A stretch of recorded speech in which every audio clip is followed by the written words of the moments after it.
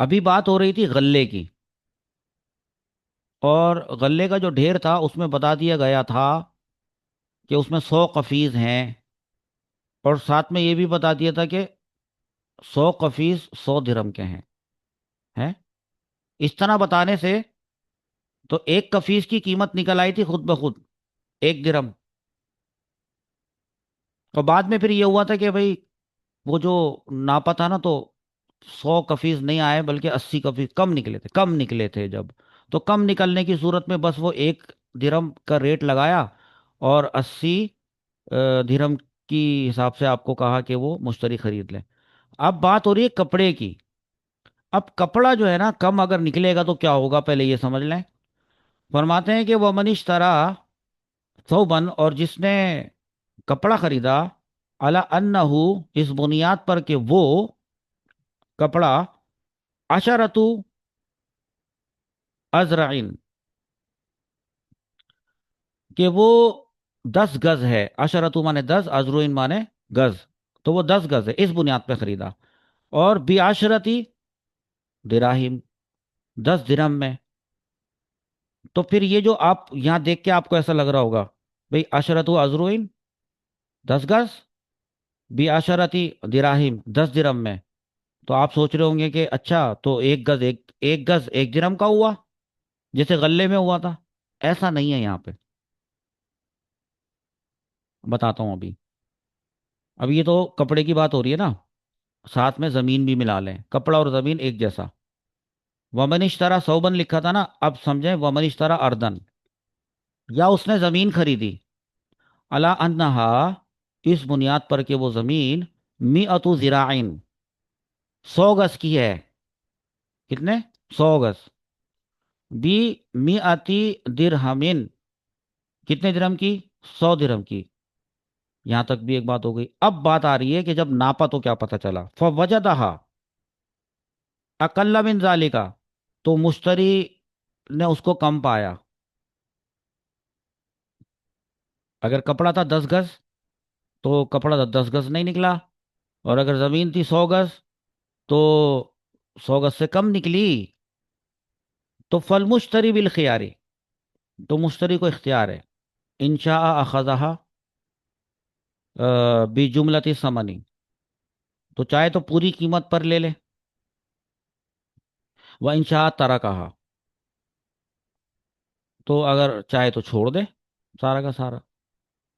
تو میں نے اس میں آپ کو کیا بتانا ہے، جو میں نے یہاں لکھ دیا ہے، اب میں یہی بتانے جا رہا ہوں جو یہاں میں نے لکھ دیا پہلے سے، کہ کپڑے اور زمین کا حکم اناج سے مختلف ہے. ابھی پیچھے اناج کا ذکر گیا تھا، پیچھے پھر دوبارہ ریپیٹ کر رہا ہوں کہ پیچھے یہ ذکر ہوا کہ 100 قفیز تھے، 100 درہم کے تھے، نکلے 80، کم نکلے. تو اس کو کہا گیا کہ 80 درہم کے 80 قفیز خرید لو، کیونکہ ایک قفیز 1 درہم کا خود بخود متعین ہو گیا تھا. یہ ریٹ یہاں پہ ایسا نہیں ہونے والا، اس لیے لکھ دیا ہے کہ کپڑے اور زمین کا حکم اناج سے مختلف ہے. مثلا 10 گز کپڑے کی قیمت 10 درہم طے ہوئی، یہاں لکھا ہوا ہے، یہ سارا یہاں لکھا ہوا ہے.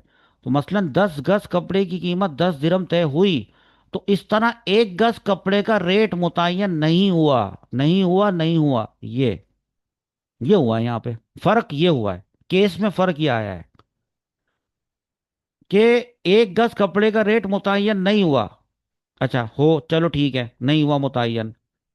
بعد میں ناپا تو 8 گز کپڑا نکلا، کم نکلا. اب کیا ہوگا؟ اب مشتری چاہے تو 10 درہم میں ہی 8 گز ہی لے لے، حالانکہ کم نکلا ہے. یہ نہیں کر رہے کہ 1 گز 1 درہم کا تو 8 گز 8 درہم میں، یہ یہاں نہیں ہو رہا جیسا غلے میں ہوا تھا. یہ فرق سمجھیں دوبارہ سے. اب مشتری چاہے تو 10 درہم میں 8 گز ہی لے لے،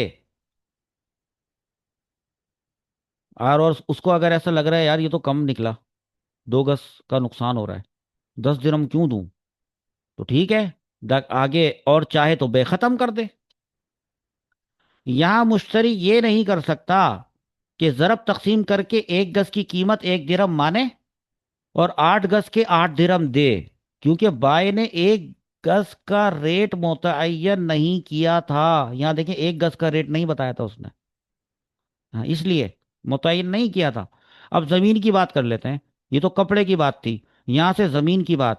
اسی طرح 100 گز زمین کی قیمت 100 درہم طے ہوئی، تو میں آپ کو بتا رہا ہوں پھر بھی کہ 1 گز 1 درہم کی نہیں ہوئی، یہ یاد رکھنا، جیسے غلے میں ہوا تھا۔ بعد میں ناپی تو 80 گز زمین نکلی۔ اب کیا کرے گا مشتری؟ اب مشتری چاہے تو وہی 100 درہم، جس 100 درہم کی بات ہوئی تھی نا، 100 درہم، میاتو درہمن، یہ اس کی بات ہوئی تھی۔ اب مشتری چاہے تو 100 درہم میں 80 گز ہی لے لے، ناپنے کے بعد جو 80 گز نکلی ہے۔ نہیں سمجھ میں آ رہا؟ اور چاہے تو بے ختم کر دے۔ یہاں مشتری یہ نہیں کر سکتا کہ 1 گز کی قیمت 1 درہم مان لے اور 80 گز کے 80 درہم دے۔ کیوں نہیں کر سکتا؟ کیونکہ بائے نے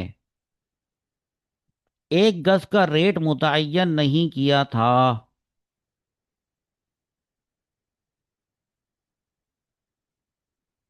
سمجھ میں آیا؟ اب میں دیکھو ایک بات پھر دوبارہ بتاؤں، اس پورے کیس کے اندر، یہ جو پورا کیس ہے، اس کیس میں کپڑے کی بات ہو رہی ہے اور دوسری کس چیز کی بات ہو رہی ہے؟ زمین کی۔ زمین کی۔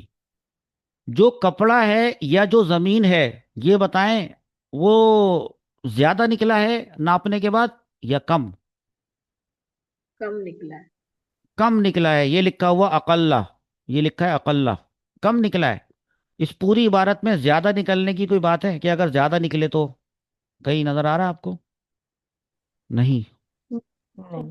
ہاں نہیں، تو وہ اس کی اگلی عبارت میں آئے گا کہ یہی ساری صورتحال ہوگی، ہے کپڑا خریدے گا اس بنیاد پر کہ وہ 10 گز ہوگا اور 10 درہم میں ہوگا، لیکن جب جب ناپیں گے نا، تو وہ 10 درہم میں جو 10 گز، تو 10 گز کی جگہ 11 12 13 گز نکلے گا، زیادہ نکلے گا۔ تو اب زیادہ نکلنے کی صورت میں کیا ہوگا، وہ اس کی اگلی عبارت میں آپ پڑھ لینا کل۔